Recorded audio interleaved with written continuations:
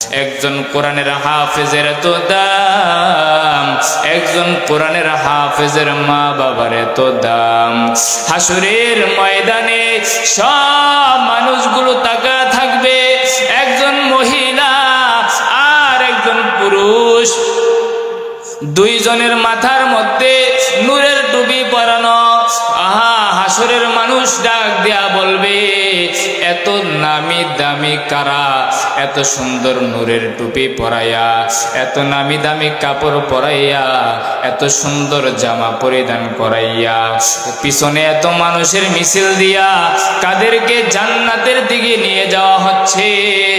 ফেরেশতারা বলবে, এটা কোনো দুনিয়ার এমপি মন্ত্রী না, এটা কোনো দুনিয়ার চেয়ারম্যানের মা বাবা নয়, এটা হলো লুদুয়া, ওই যে জামিয়া ফয়জিয়া মাদ্রাসায় পইরা একটা সন্তান কোরআনের হাফেজ হয়েছে। বাবা কৃষি কাজ করত, রিক্সা চালাইতো, অটো চালাইতো, দিন মজুরির কাজ করত, কিন্তু সন্তান রে কোরআনের হাফেজ বানাইছে। ওই যে দেখো আজকে ফেরেশতারা মিছিলের মাধ্যমে তারে জান্নাতে নিয়ে যায়। আল্লাহু আকবার। কোরআনের হাফেজের মা বাবার দাম আছে না নাই? ও লুদুয়া মতলববাসীর মুসলমান, ভালো করে শোনো গো মা। কেন একজন কোরআন সন্তানকে কোরআনের আলেম বানাবা না? কেন একজন সন্তানকে কোরআনের হাফেজ বানাবা না?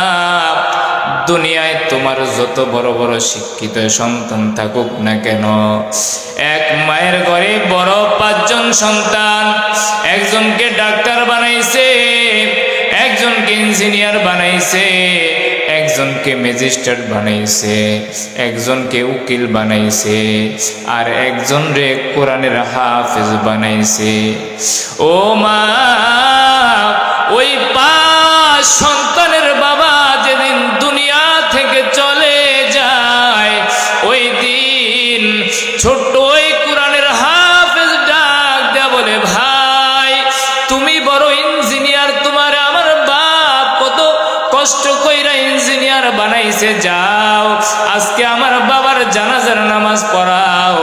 বড় ভাই ছোট ভাইয়ের কাছে মাপ চায়, না না, আমি বড় ডাক্তার ইঞ্জিনিয়ার হইতে পারি, আমার দ্বারা বাবার জানাজা পড়ানোর মতো সামর্থ্য শক্তি আমার মধ্যে নাই। ডাক্তার বলে মাপ চাই, আমার দ্বারা হবে না। ইঞ্জিনিয়ার বলে মাপ চাই, আমার দ্বারা হবে না। ও দুনিয়ার আল্লাহর বান্দা, পর্দার আড়ালের মা, এত লক্ষ লক্ষ কোটি টাকা খরচ কইরা সন্তানের মানুষ বানাইলা, কিন্তু ওই সন্তান জানাজার নামাজ পড়ানোর ক্ষমতা রাখে না। কিন্তু যেই সন্তানের ওই যে লুদুয়া জামিয়া ফয়জিয়া মাদ্রাসায় ভর্তি করা দিছ,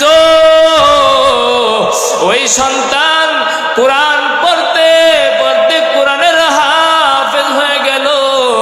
ওই মা বাপ যখন দুনিয়া থেকে চলে যায়, কবরের পাশে জানাজার খাটের পাশে দাঁড়ায়া আল্লাহর কালাম থেকে পড়তে থাকে, ইয়াসিন ওয়াল কুরআনিল হাকীম। আল্লাহু আকবার। ও দুনিয়ার আল্লাহর বান্দা, ওই যে কোরআনের হাফেজ ওই মা বাবার কবরের পাশে দাঁড়া যায়।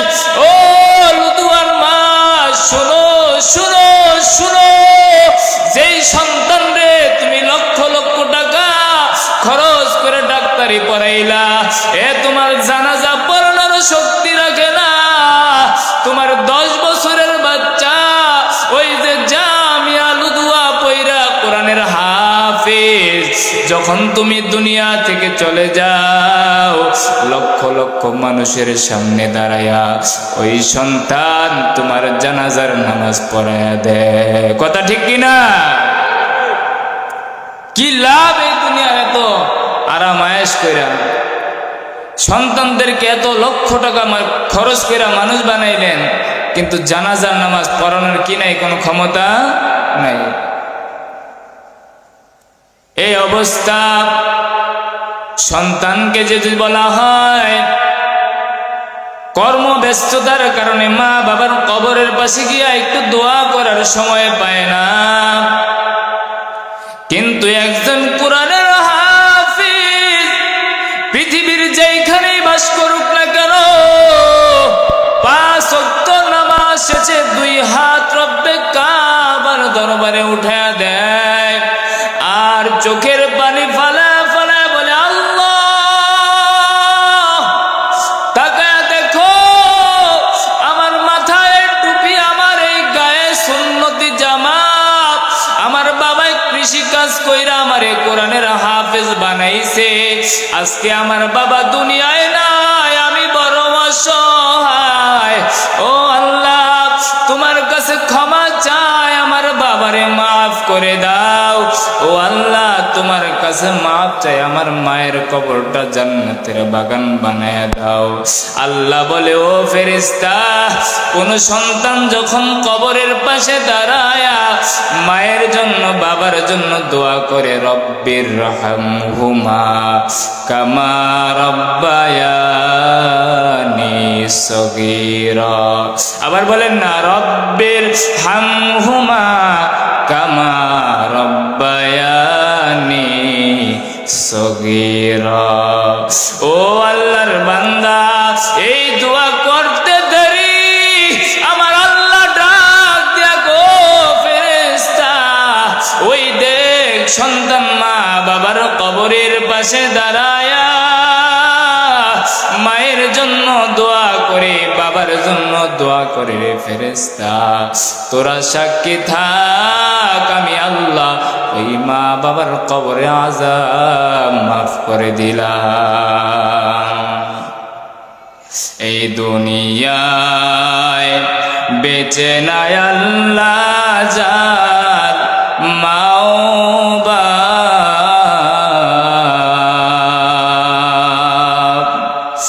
এই দুনিয়া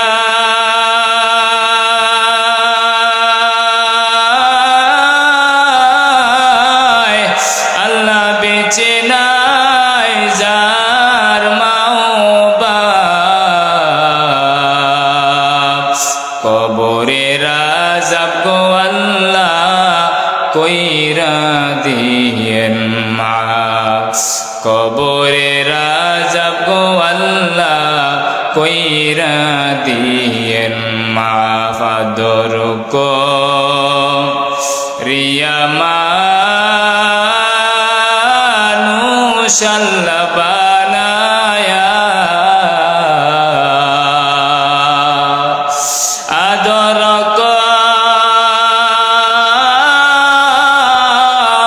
রিয়া মানুষ আল্লাহ বানায়া,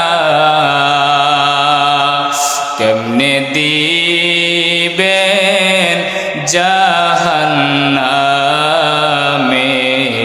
ফেলিয়া, কেমনে দিবেন জাহান্নামে ফেলিয়া, তুমি যদি মাফ না করো আল্লাহ বান্দারে, তুমি যদি মাফ না করো আল্লাহ বান্দারে, বলো তোমার বান্দা যাবে কার কাছে, বলো তোমার বান্দা যাবে কার কাছে। কোরআনের হাফেজ ওই সন্তান যখন মায়ের কবরের পাশে দাঁড়া যায়, ও কপাল পোড়া যুবক, তোরে যেই মা 10 মাস 10 দিনে গর্ভে লালন পালন করছে, জাননি এই গর্ভে লালন পালন করাটা কত কষ্ট। তুমি 10 মাস 10 দিন মায়ের গর্ভে থাকছো, মা ঠিক মতো খানা খাইতে পারে নাই, ঠিক কিনা বেঠি? মা ঠিক মতো আরামে ঘুমাইতে পারে নাই, এই কাইতে শোয় ওই কাইতে হইয়া শোয়, আরামের ঘুম নাই, আরামের ঘুম নাই, ঠিক মতো বইসা থাকতে পারে না।